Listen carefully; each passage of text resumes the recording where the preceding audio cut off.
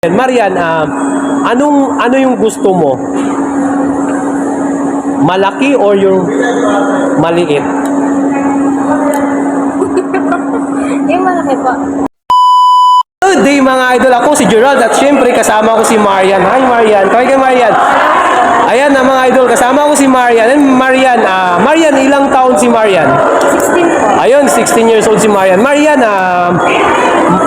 single ka ba ngayon o may boyfriend? Single po. Ayun mga idol, single si Marian. Ayan, pero hindi ko ibibigay yung Facebook account niya. Sorry kayo. Baka may mangingi kayo. Ayan, ganyan kadalasan. Ayan, Marian. Si Marian is a single. Pero, nagka-boyfriend ka before? Yes. Nagka-boyfriend ka. So, ayun Marian, ilang years kayo ng past relationship mo? 4 po. Uy, wow, 4 years. So, 12 years old, may boyfriend ka na. 13 po. 13. Okay, so ito. Lapit lang konti dito. And ito Marian, ito yung magiging tanong ko. Ayan, si Marian is single ngayon. Marian, ano yung gusto mo? Malaki or yung maliit?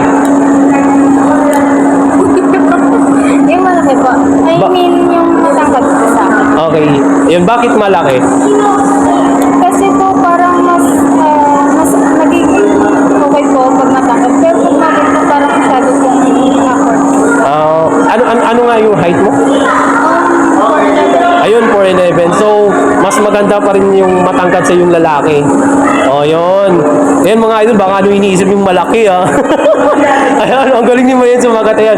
Kasi, kumbaga, mas maging komportable kapag yung isang lalaki, yung isang guy, is mas tangkad sa'yo. Tapos, malaki pa yung katawan. Macho.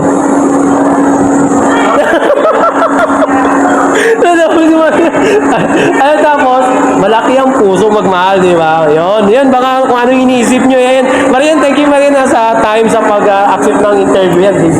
Ayun mga idol, follow nyo pa ako para sa marami pang video yan. Follow nyo rin si Marian. Ayan, thank you Marian, bye-bye.